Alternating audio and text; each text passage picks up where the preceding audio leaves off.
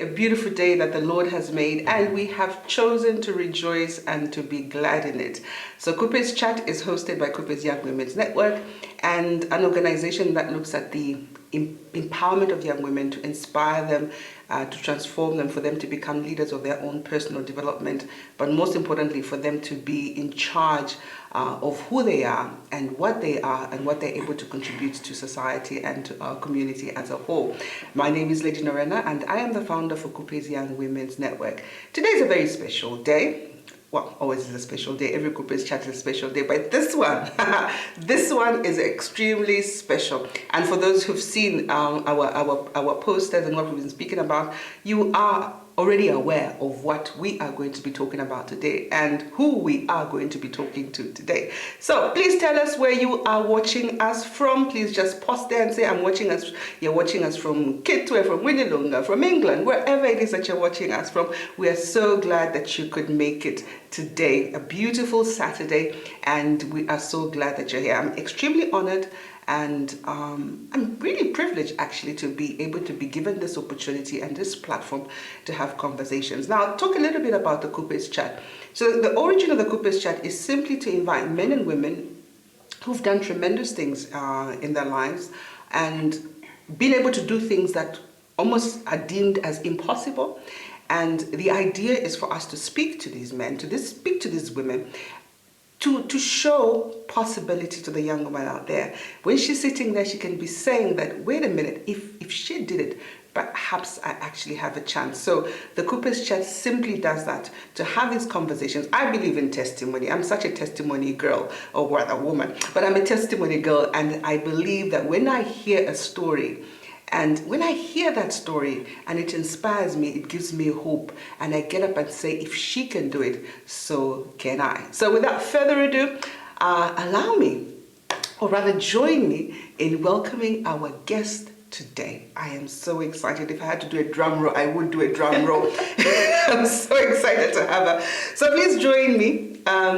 Please remember, before I get our guest on, our hashtag for today is KUPES Chat 2021. Hashtag is KUPES Chat 2021. You can use that for your comments, for your posts, for all your tweets, for today's chat. So today we are privileged and honored to have Madam Chishala Kateka, President of the New Heritage Party. Welcome. Thank you very much. Now I'm as excited as you are to being on this. But thank you for the honor of having me here. I'm humbled. I know I am. And we were talking about earlier with some of the KUPES girls. They're like, yeah, it's just so exciting. And there's like, you feel like a different wave. And for you being here today and accepting our invitation is such an honor, and we're really privileged. So thank you so much for coming. So I'm going to read, I was going to pick out a few things from her bio, but no, I don't want to do that. I'm actually going to read it. So when we are speaking to her, we know what we are talking about. So are we ready for the bio? So Madam Chishala Kateka has made her mark in the corporate world and has been described as a woman of integrity and valor. The 65-year-old economist, who doesn't look 65 at all, by the way, who also trained as an accountant, now steps into the different sphere, and she did, stepped into the sphere of politics as a new head of New Heritage Party. And she becomes the fourth woman in Zambia to lead a political party and also to stand as a presidential candidate. And we're going to talk about that. Madam Kateka graduated with a bachelor's degree with economics from the University of Zambia way back in 1979. She's also a fellow chartered accountant. From 2012 to 2017, she represented the African jurisdiction on the International Ethics Standard Board of Accountants of the International Federation of Accountants in New York. Ms. Kateka chaired the Barclays, or rather APSA board, as well as the Competition and Consumer Protection Commission, in addition to other board responsibilities. She stepped off these boards in order to focus on her political career. She is the author of a book entitled Let Us Pray for Zambia, and also a familiar voice on Radio Christian Voice as a presenter of a program called Occupy Till I Come. Yeah. Wow. Yeah. Wow. Wow. So, I'm sure everybody's itching to find out a lot of things, and I've got a few questions that we're going to be looking at. But you're no stranger to KUPES. Yes. And we had a conversation, I think it was a couple of years ago, and we're talking about finance. And you coming from the financial background, you talked about the importance of money. But there's something that you say to us during that KUPES chat, and you said your money should already have a home. So you shouldn't be waiting and say, when the money comes, that's when I'll start planning, but it should already have a home. Just talk a little bit about that, just on the finance part, because with KUPES we always have to talk about making sure that you're sorted when it comes to money. A woman should be financially independent and knowledgeable. Absolutely. I'm impressed that you remember that far back. You see what money it's like something that has got wings. So when it comes, it flies away almost immediately, because especially when you don't know what you are going to do with it. So if you end up with a lump sum, maybe you were not expecting it, or you've done a deal and it has come through. That's rare in Zambia these days, by the way. And it has come through. You need to already have planned what you are going to do with that money. Okay. Because if you don't, you will misuse it. So let me take you to Zambia right now. We got debts. We incurred debts just because we could. Okay. Okay. And if you ask people and say, where did that money go? People will say, we sent some to Zambia Railways, we sent some to whatever. But no one can actually point at what that debt did. Okay, so yes, we've got some roads and things like that. Mind you, these roads you are seeing are in Lusaka. I've been all over the country. Yes, you have. They are not there. This is what you are seeing, these roads and development in Lusaka. Even the copper belt is not like this. So if you don't plan what you are doing with that money, then you will lose it. So even if you get a loan, you must know what that loan is for. You'll say, so much must be used for this, and then I must make sure that what I'm spending it on will give me a return to pay back the loan. Yes. Yeah. Yes. If you don't do that, you are in trouble. So I mean, if for a young woman out there and a girl watching right now, how important is financial discipline? It's extremely, extremely important. I've done my bit, working. So from the time I left university, I studied my accountancy, and then I started working. You think it's going to take a long time. You'll be amazed at how quickly it goes. And when you take your money and you spend it every month, you'll come out the other end of the work tunnel with nothing. And you'll be amazed, and you'll be saying, what happened? What happened? Yeah, Yes. what happened? So you need to be disciplined. I'm very sure I mentioned this the last time, that when you get money, divide it into 5. Okay, divide it into 5. The first 20% or so, give it to God. 20%, there's a 10% tithe, there's a 10% offering. I actually don't like that 20%, but this is just a guide. It's a guide, okay? Yes. Because really, if you go by the percentages, then you're not being led by the Spirit. Because the Bible says, as many as are led by the Spirit. So sometimes God will say, this month, put so much towards God and His works. And sometimes He'll say no, because He's expecting a lot more next time. So, your 20%. 20% you use to invest. You must invest. Okay, invest in whatever, stocks, a flat or whatever. Invest. The next 20%, you must save. Save this. The next 20% is for you to give away to your family. Those ones who come, no, namoishiwa, shine. And then the last 20% is obviously for yourself to do with as you please. And you must enjoy this 20%. because you've worked for it. You know, I think it's in Ecclesiastes that says, you know, the lot of man is to enjoy what their labor, from their labor. So that's your 20%. Now, what normally happens is we begin to feel guilty when people come. You know how it is when it's like people smell Norena's got money and they come. And they, oh, Bushe, Shanshani, can you lend me or can you give me some money? I need school fees. Now, if you've used up the 20% for giving away, then you don't have money. You understand? You do not have money. Even if there's something sitting in something that's supposed to be for investment. That's for investment. Okay. It's not for you to give away. If you do that, then you are breaking down this whole situation. So you tell them, sorry, at this time I don't have money. I know we are African and you feel guilty, so you go and grab your investments and etc. Now, the other thing that you need to do, you spoke about discipline. This money that is for you and your family, it means the school fees for your children, if you have any, and things like that fit into this.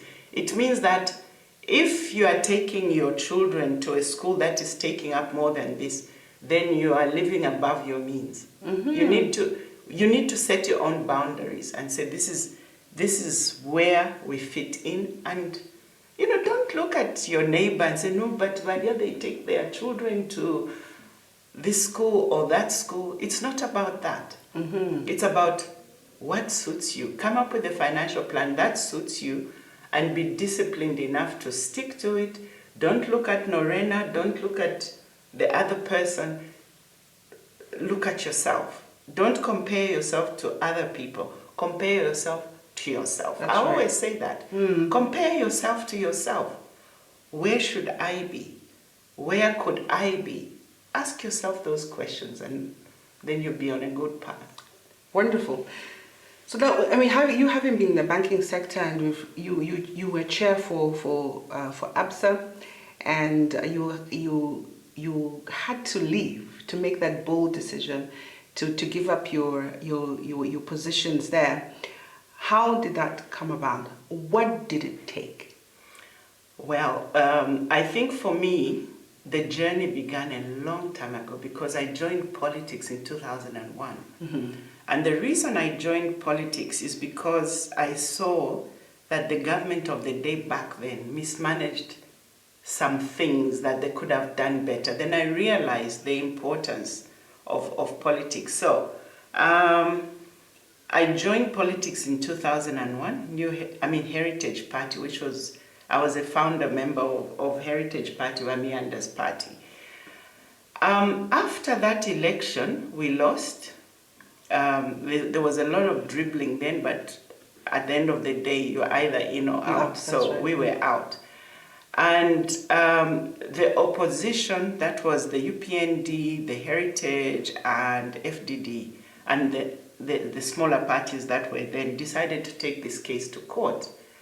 And the three who were the major ones were Heritage, FDD, and UPND. They spent so much time in court, they spent more time in court, that this gave an opportunity to Michael Sata to be the only voice that was heard on the political scene. He didn't bother to join that. You know, people don't understand this dynamic, but these guys were so busy in court that he was the only opposition member who was talking for the Zambians, and that's how he became popular. Okay, so when I was serving these presidents, we were in court, I saw that the way we were doing politics was not going to help the Zambian people. You know, we would just change from one party to the other. So I opened an NGO called Youth with a Vision, for Zambia, to help young adults, we're talking about 18 to 40 years, to find themselves so that they become the best that they can. So even then I took a 4-year sabbatical you know. I took a 4-year sabbatical, bought a bus with some consultants he had done, and would go for about a month in each province, just going from town to town, speaking to youth about mindsets and who they are and who they are meant to be, just to get that shift in their perspective. As we speak now, a number that have been impacted have done very well. That's good. That's good. So we identified about 23 mindsets that are common to Zambians, which make us fail. Mm-hmm. Yeah, we think wrongly. The Bible says, as a man thinks in his heart, so is he. Yeah. So when we think wrongly, we do wrong things. So we were trying to shift. And one of the things that we did is to let them know that each one of them has a calling from God, okay, in different spheres. So just because we went to the same school or we come from the same family doesn't mean we should do the same thing. And unfortunately, if you go out there, especially in the rural areas, a lot of them take up nursing or become teachers. But that's not what God called them to. But then could it be because that sometimes we're conditioned because of the environment? Yes. And for as long as this is all I will see, yes, then that is what I am likely to become. Absolutely, and that's what they do. But when we went there, we went to help them see that they needed to break out of that mold, and that they could actually pursue whatever it is God had put inside of them. Because if God didn't call you to be a nurse, heaven help the people that you are nursing. I know. You know what I mean? You've seen those types. So just to say, guys, you don't have to do this. You can actually pursue this. So yeah, so that's what. Now, going back to that story. So one of the mindsets we identified is this issue of dependency. People, you become so dependent that if somebody doesn't help me to do this, then I won't do this. So, which means we were not necessarily going out there to seek funding. We were trying to fund ourselves until the funds dried up. So in 2006, I went back to work. But it's very difficult when you are a CEO of a company to do Youth with a Vision for Zambia, because that was really, really demanding. I worked until 2014, but I've always known that I would do what I'm doing now from 2002. 2000, wow. Yeah. Yes, I've always known that I would do this. So it was just a matter of coming out the other end and saying, okay, now I can do this. I can do this. Yeah. If I look at this, Let Us Pray for Zambia. In fact, I want to talk about Let Us Pray for Zambia. The program Occupy Till I Come. Yeah. Does that have anything to do with you having made that bold step? Because I like the way it sounds, Occupy Till I Come. Yeah. What's your message with that? Okay, so I'm a firm believer, and I read the Bible and I try to apply it to today.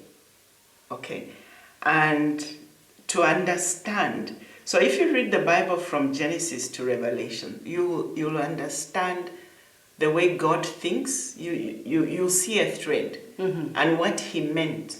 You know, so in the Garden of Eden, we lost the authority. Jesus comes and gives us back the authority, but we don't take the authority. He's saying, occupy. Look, I've won. Now, so you guys, occupy. There are 7 mind molders, if you like, that change society, that impact society. And if you don't occupy these mind molders, then you are basically giving it to the enemy to occupy. So believers need to understand that we need to occupy certain mountains of influence. If not all, at least have a Yes, say. yes. But when you look at the situation now, we are not occupying. So I really felt passionate. I feel that we go to church and we just listen, then go home, come back and listen, go home, come back. Hey, so where's the practicality in what we are doing? You know, we don't go out there to actually occupy, as the Lord Jesus said. And these mountains of influence, really do influence cultures. They do. They really influence cultures, and if we don't occupy these mountains, then what are we doing? We're just following behind what the enemy is doing. Yeah. And I think it's wrong. So when you 2001, 2002, you started your journey in the political field, in the political arena. Then we get towards 2021, 2020, 2021. Yes, you've been in the political arena, but then how did you make the decision it had to be this particular election? I felt that the time had come. Mm-hmm. So from way back, I've been looking at the landscape, the political landscape, to see when the time would be ripe, and I felt the time was ripe for me to step out into the political arena, which I did. So even if I didn't win, which I haven't done, I had to step out then. Otherwise, it will be a bit late. It will be too late to step out in 2026? That's right. Yeah. It would be. Also, you felt that it had to be. Yeah, this particular election. Interesting. Whenever you had conversations or interviews, and the last one when you had the presidential debate, which we were all following and we're very keen on that. One thing that you refused to be called the only female president. Tell us a little bit about that. Okay, I know Costa said I shouldn't say you are the only female president. Of course, I'm the only. I was the only female presidential candidate. Yes. So I wouldn't refuse to be called the only female candidate because I was. But we've had 3 other. Most people are not aware that we had in 2001 2 ladies. And I thought they were brave. I thought they were mad, actually. Who stood as presidential candidates, and this was Gwendolyn Coney and Dr. Mbisikuta Lewanika. Yeah, yeah. So they stood. They lost dismally, but that doesn't matter because they stood out. They stood. And then also 2016? Then we had Edith Nawakwi. Yes. I think she's been standing for a while. I think this is the first time she has not stood. Mm-hmm. Yeah. Okay. This is the first time she has not stood. So because I felt when you answered that question, I stepped back and I was wondering, was it a question of, does it really matter the fact that I am female and therefore the emphasis on being female? Was that the... Yes. Yeah, because you see, when I first stepped onto this platform, New Heritage Party, there were comments like, why should we vote for you just because you are a woman? Just because you are a woman. And I thought that's very wrong. Actually, I'm one of those people that feel that if you are going to take a woman, take a competent woman. Not just because she's a woman, but you must take a woman that can deliver, that has got character, that has got all that stuff we talk about in leadership. Competent, etc., etc. But there are still people out there who will look down on a woman because she's a woman. You can't deliver because you are a woman. And I would like to challenge them and say, not at all. Politics is one of the mountains. Okay? Commerce is one of the mountains. So if women... So each one of us, like I said before, we each have a gifting and a calling from God to enter any of these 7 mountains. And when you enter these 7 mountains, it's because God has given you that gift, that passion, that ability, that capability to do what needs to be done on that mountain. And I've discovered that politics is just like any other mountain. Yeah. So there's nowhere in the Bible that says only men can step onto this. Into the political... Yes, yeah, yes. Okay. So you look at Deborah, you look at Esther, you look at Huldah. Huldah was a prophetess, and the king used to consult her. Do you see what I mean? So there are women who influence the political arena. So when you say when you look back at the women who stood in 2001, you thought they were very brave, and you said you actually thought they were mad. Did you at any one point think, Shane, did we know? Not at that. Like now, when you were stepping into the arena. Now, I actually think they opened the door, and I've stepped onto their shoulders. Even Edith, she has gone ahead of me, and whatever she's achieved in the political arena, she's female. Therefore, it begins to become more accepted to have women in at that level. We also have had a number of ministers, cabinet ministers who are female, excuse me, and MPs. So it becomes, I think it's just a matter of saying, you know what, I'm called to this, let me go. Let me step out in faith, because it is stepping out in faith. So you did take a sabbatical for 4 years, like you said, and then you went back and you went back into the corporate space. At this particular point, you haven't gone, you're not occupying plot one. What happens? Are we going to see you continuing, or is there a possibility of you going back? And what does it really mean where you are right now? I took a week off. This whole week I haven't been working. I needed to reflect. On Monday we're going to have our postmortem. I would be very sad if we stop doing this, because of survival issues, what we call bread and butter issues, because there's a bigger picture, there's a bigger vision, there's a bigger purpose in what we are doing. Yes, we've just changed government. However, New Heritage Party has got a vision that is quite different from the other parties. Okay? So it's not a matter of just saying, oh, let's support the party that is going to win. It's actually saying, what does this party stand for? I don't think Heritage Party would take long to get to the top because of the message that we carry for the Zambian people.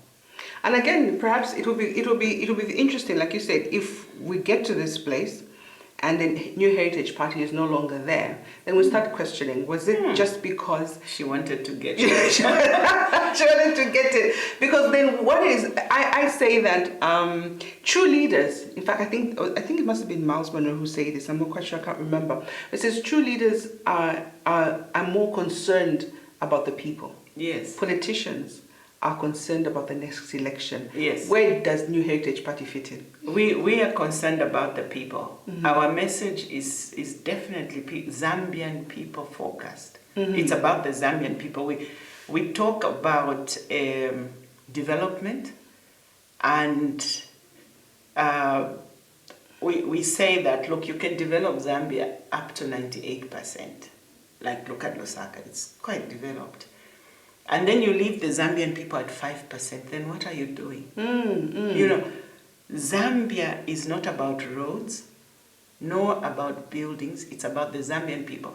When you look at, I refer a lot to the Bible, when you look at Genesis, the first 5 days God created.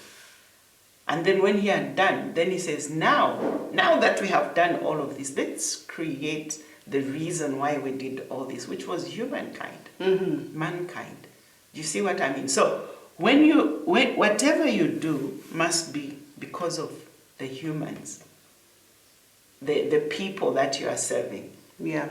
It's not about, oh, let me make my money, or let me make my name, or let me get authority, let me become famous. No, it's about the Zambian people.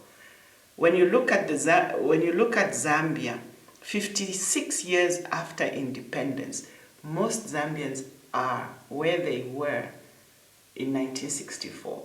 No change. Nothing has happened. So what are we doing? Especially a country that is so rich. That's right. Yeah. So I one of the things that I keep saying is that Zambians are extremely intelligent people. But we are not doing as well because we haven't got the enabling environment to help us to flow or to become creative or to become... Do you see what I mean? So there's a problem there that needs to be dealt with. Now, I know that we've just voted and people are saying the economy is going to turn around. But there are softer issues to Zambia that need to be addressed, not just the economy. There's a lot of stuff that we need to deal with. The mindsets I was talking about,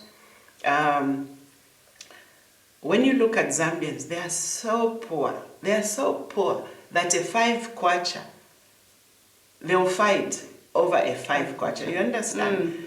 So we have a lot of... Is that what you experienced, especially when you're traveling? Because you did a lot of travel in the rural areas. Yes. A 5 kwacha makes a difference. Even the way we are doing politics is all wrong. You know, I've been looking at posts on Facebook, and I'm seeing a lot of, if I may mention them, UPND members saying, "No, you guys keep away. You know, we fought, and now we have won. So leave us alone to whatever."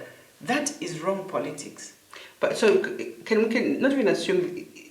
What I would like to believe and what I know is that the opposition is there to provide checks and balances. Yes, that's number one. But also, you did mention earlier, in terms of if we're looking at people development, what space are you going to occupy, or what activities, or what policies, or what plans do you have for the Zambian people outside being without being in government as New Heritage Party? As New Heritage. Yeah. Okay, so maybe let me put it this way. When we go out there to speak to the people, we don't go out there to make promises. We don't go out there to say, "We'll come and build a road, we'll come and build a school." We go there to open their eyes of understanding, so that they understand where they are and understand what needs to be done, so that when they make a decision, they'll know what decision to make. Yeah. That is the role that we play. Okay. At this time. So at this point, when I talk about the checks and balances, obviously you will be the eye to see what is it, and would you like to see more dialogue between the ruling party with opposition going forward? Yes, I wrote a letter of congratulations to the president-elect, and I said there can only be one winner. All right, but many ideas from all these political parties. That's right, yeah. If it wasn't about Chishala Kateka, it means that I should be free to share my ideas with whoever wins. You understand? Because maybe I will never be president. But definitely those 15 people, not everyone will become president. Even if we say, this time it's your turn, then you, because of age, new people will come on the block, etc. So we must look at it this way. We need to build Zambia. When God created Zambia, He put different people in different places. Okay? Some He put in southern, some He put in western, northwestern, copper belt. Do you see what I mean? And He put brains in all of us. And each one of us has got a portion of the solution for Zambia. So the moment you start, that's why I was talking about what I'm seeing on Facebook, the moment you start to exclude some people, which was the case in the previous government, you are excluding certain tribes, then you are excluding certain political parties. And even within your own political party, you don't pick the best. You are excluding all these brains who can bring solutions to the table. Don't do that. Yeah. All of us. So for me, as I've been praying, is we need to apply the Nehemiah principle. Nehemiah, when they were building the wall, the priests built from here to here, the perfumers built from here to here, the daughters of so-and-so built from... Do you know what I mean? Everybody from different walks of life were part of that rebuilding of the wall. And Zambia is broken down. So for us to build this nation called Zambia, we must all put our ideas forward. The best that we can do, even if we are not in UPNDs, send them our ideas. Let them pick what they can. Do you see what I mean? All of us have got... Look, I don't live in Chidila, so I can't have the solution for Chidila, but the people who live there can send those ideas. Say, you see, if we do this, then it will be like this. That's part of the rebuilding. That's very interesting. And when I look back, and you talked about being people-centered, and it's all about humanity, and we must be aware, or we should know, that the value, for me, it's about what value has been placed on the Zambian individual, what value has been placed on the Zambian people, because it is said that the value that is placed on an individual determines the structures that you build for them, determines the environment that you're going to provide for them. So the minute you do not value the Zambian people, then it becomes very selfish. What would be your message on that? Like, what value should the current or the incoming government place on people? Because yes, there's the economy, but what else then do you need to do for the Zambian? The Zambian people, so our slogan as New Heritage Party was, let Zambians win. Okay, why? Because from as far back as I can remember, every deal that has been done in Zambia, the Zambians lose. Because we don't value the Zambians. That's right. A premium needs to be put on the Zambians. We should become Zambian people focused. So whenever we do something, whether we sell a mine, whether we bring in an investor, we should be saying, what is the benefit to the Zambian people? Why are we doing this? So we should always be asking ourselves, why are we doing this? If it's not for the Zambian people, then who is it for? This is Zambia. Let me just say this. Every political party give themselves a name according to what they're coming to do. Okay, so when we sit down and say, let's form a party because then we'll say, what do we want to come and what's the difference we want to make? Then they'll give themselves a name according to that. So, for example, in 1964, before 1964, we were in the colonial times. A party called United National Independence Party came. You see, they gave themselves Independence Party. And they took us from one dispensation. They said, Wane, we need independence. And we all said, yeah. We voted for them. They took us from one dispensation to the next dispensation. 27 years down the line, Kaunda had closed all the other political parties. We were in a one-party state. A party called Movement for Multi-Party Democracy came and said, Wane, we need democracy. And we said, yeah. And we voted for them. Then we won't talk about the last dispensation. And this dispensation, they've given themselves a name, Development. Okay, United Party for National Development. For National Development. Okay, so national development could mean anything. We are called New Heritage Party. Heritage is what a person leaves their children and their children's children. But in Zambia, God has left wealth in this nation. That's right. For the Zambian people. In Zimbabwe, he's done the same. In South Africa, he's done the same. You see, those riots you saw in South Africa is because they are not partaking of their heritage. Our leaders don't understand that it doesn't matter how you develop a nation, as long as the Zambians or the locals in Zimbabwe or South Africa, they don't take partake the wealth in that wealth of their country, then you are missing it as the leaders. So we are saying that we must come up with policies so that Zambians can partake of the wealth. Let me give you an example. So if you go to Chifunkana, you grew up in Kitwe. So on top there are some of the poorest people in Zambia. Some of the poorest. Now, underneath is some of the greatest wealth in the world, the emeralds. If we sold all those emeralds, even these in Congolese we have would finish. When they sell those emeralds, they don't give anything, not even ngwe, to these people here. Do you understand? That is where we are missing it.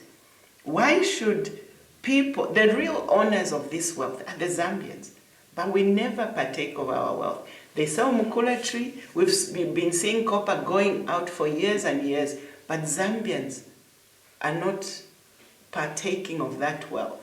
So that money is, the wealth is meant to create an environment for Zambians to actually do what they need to do. Yeah. Well, I mean, I'm sitting here and thinking, are you comforted at the fact that our incoming government has given us so much hope and so much promise? And what would you say to that if they did manage to deliver? That would be fantastic. Because, like I said, it's not about me, it's about the people of Zambia. If Zambians can benefit, that would be great. If things can change for the better, that would be great. I think there are very few people who were not happy at the change that we saw. The fact that this incoming government... No, let me put it this way. I think there were very few people who were not happy that the last regime was removed because of what we were seeing. That's right. Yeah. And people thought to themselves, this is the best candidate that's able to remove them at this time. So people voted en masse. Yeah, and they did. It was an amazing thing to see. And also, just talk a little bit about...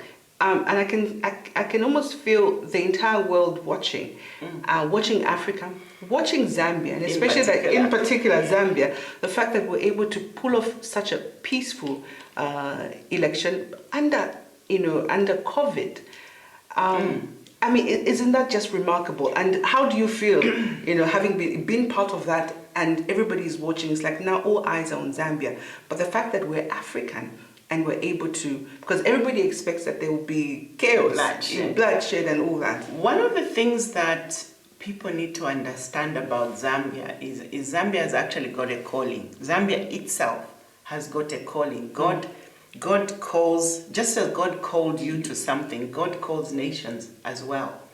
And Zambia, one of Zambia's callings, it's a beacon of light. It's a haven of peace. So when you look at Zambia, you find that all of the tribes, all of them, all of us, we all run away from somewhere.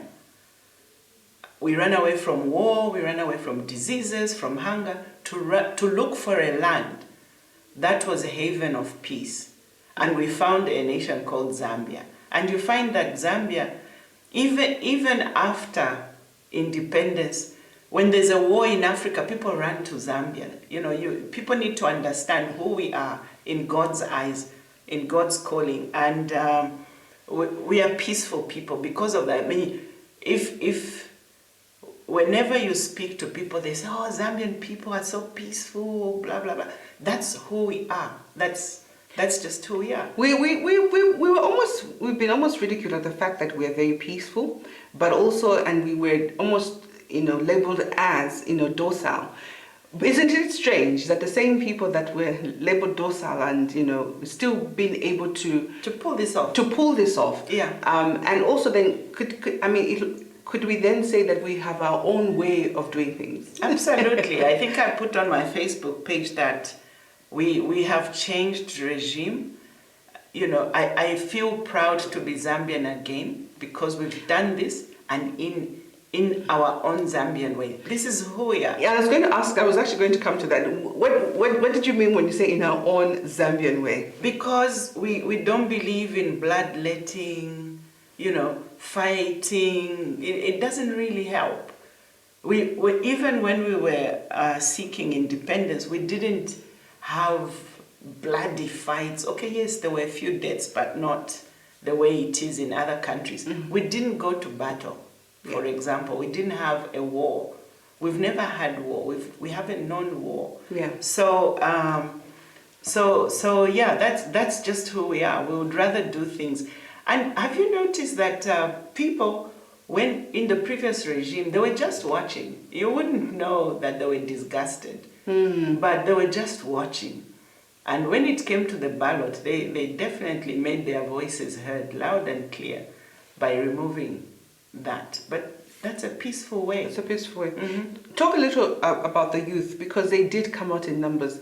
Well, did you expect that? Did you ever think that our youth would get up in numbers like that? Yes, because the youth that you are seeing now have been so disadvantaged. They are just tired. So we've had PF in the last 10 years, and before that we had MMD for 27 years.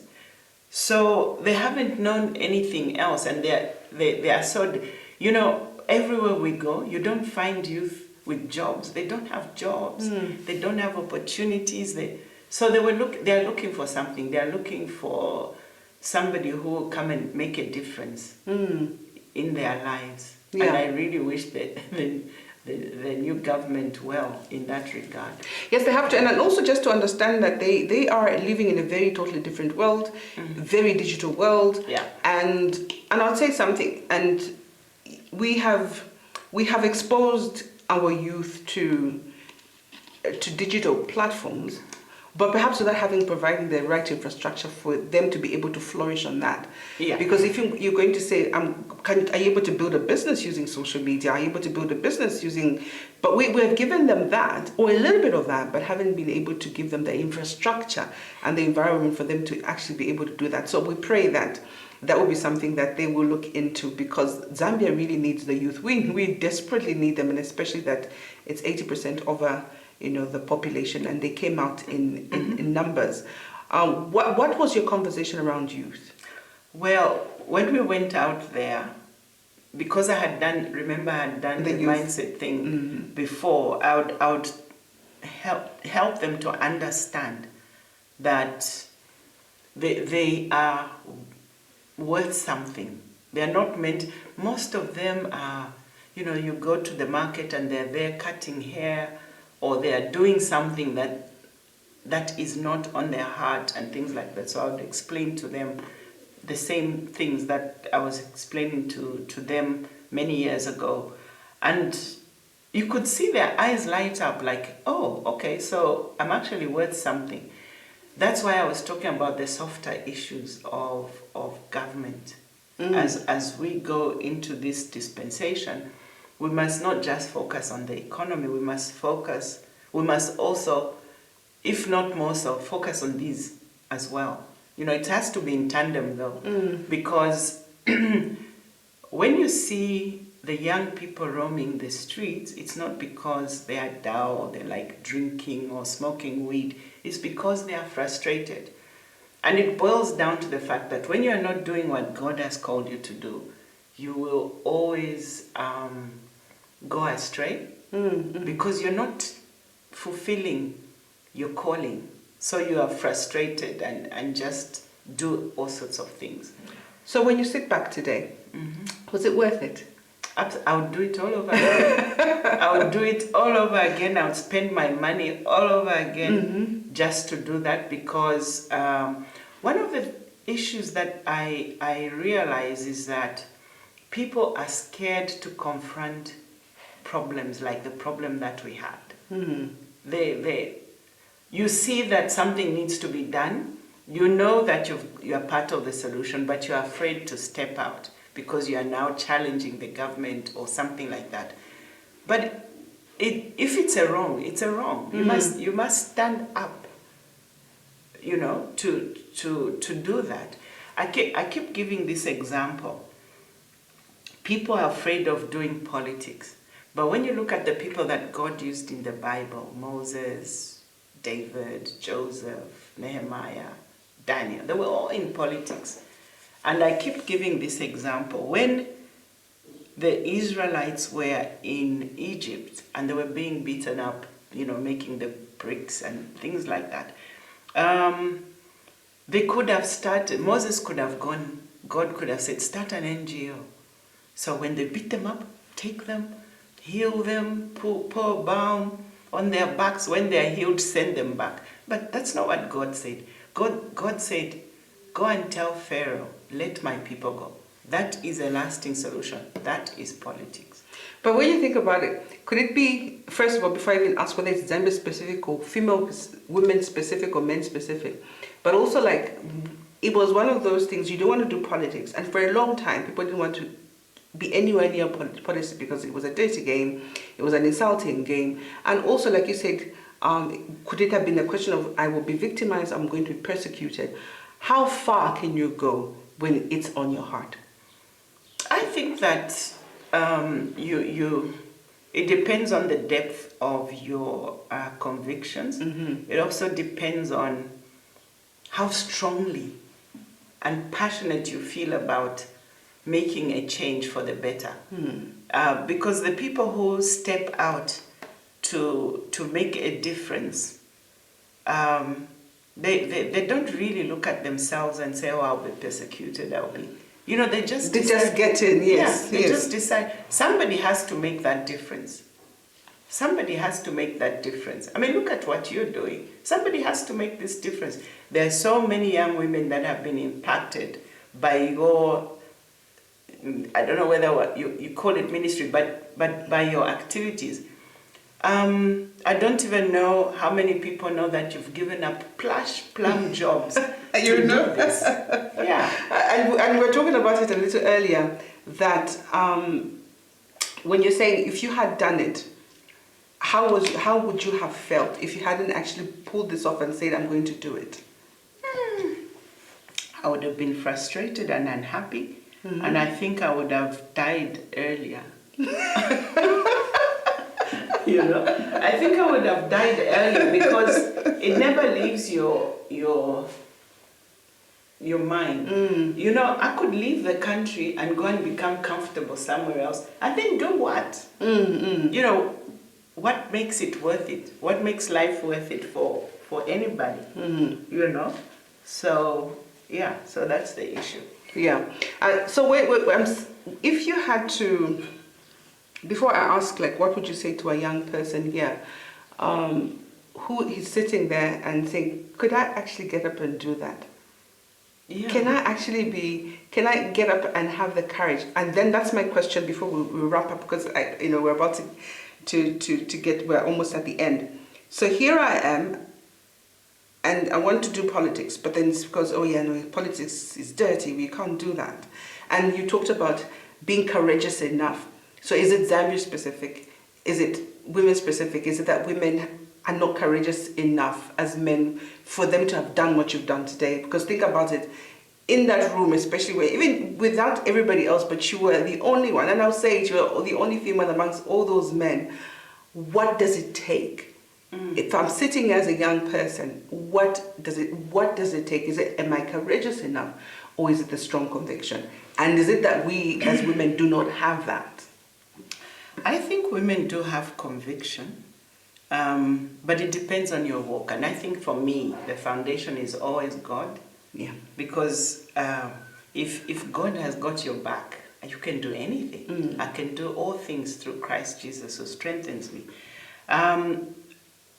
So when I say that, I'm a strong believer, I read the Bible a lot, and then I pick up God's thoughts on what should be, and then I put myself into that.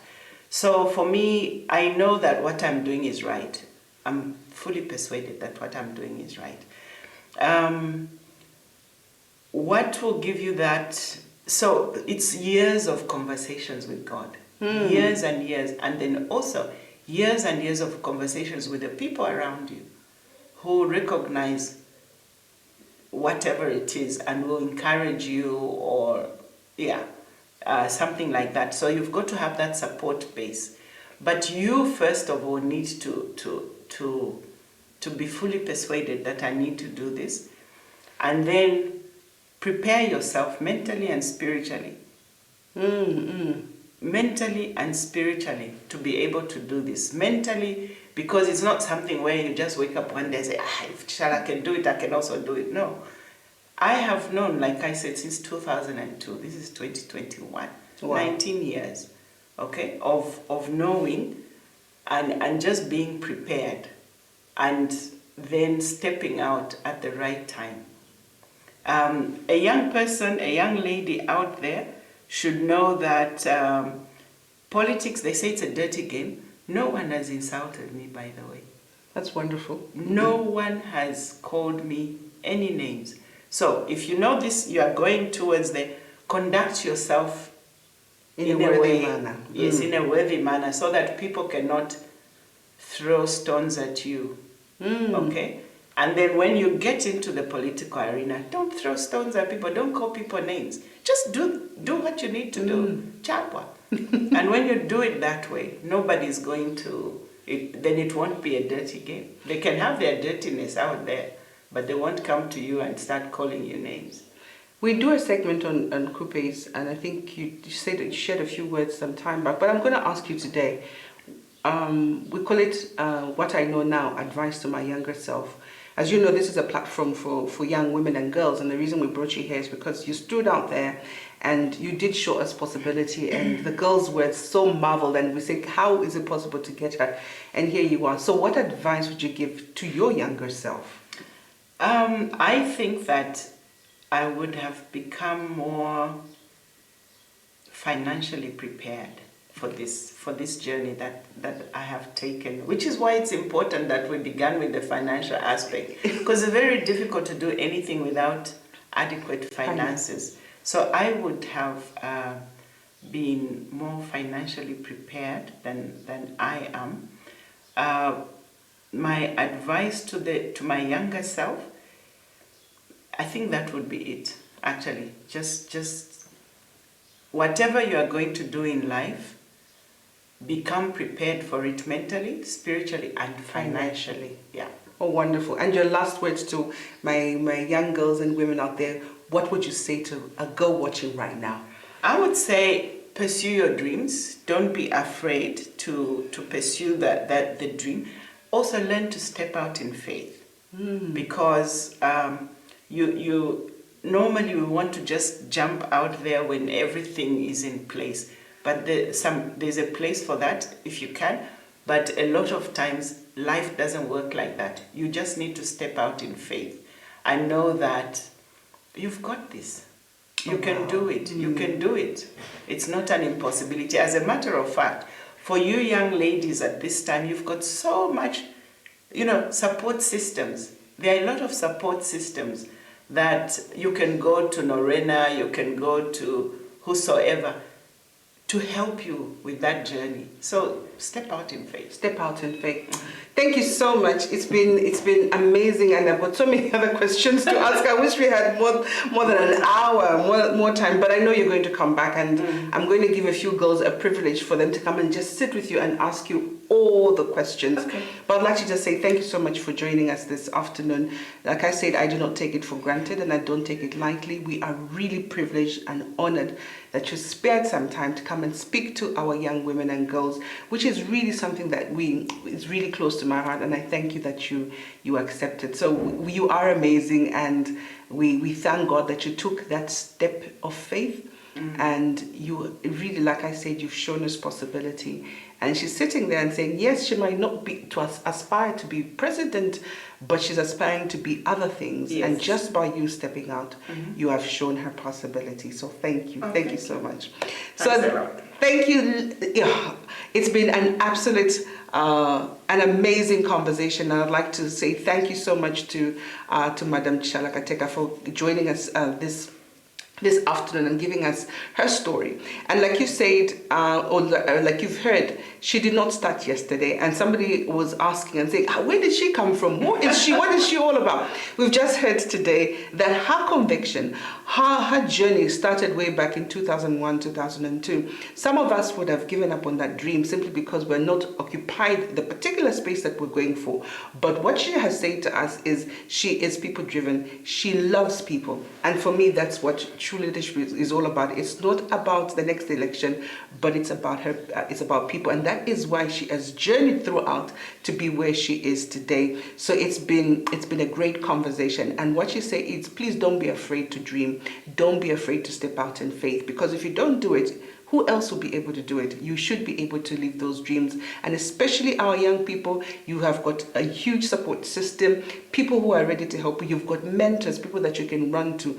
Utilize that, because there's so much, and I can't even say, there's a lot of potential in you that is waiting to be harnessed, that is waiting to be taken out. So thank you so much for joining us today. If you have any questions, any feedback, please simply write to askaway@kupesnetwork.com. askaway@kupesnetwork.com, and we'll be more than glad to answer those questions. And she will be here, or rather later on, to be able to answer the questions, whatever it is that you've had. So thank you so much. It's been an absolute pleasure. God bless, and we'll see you next time.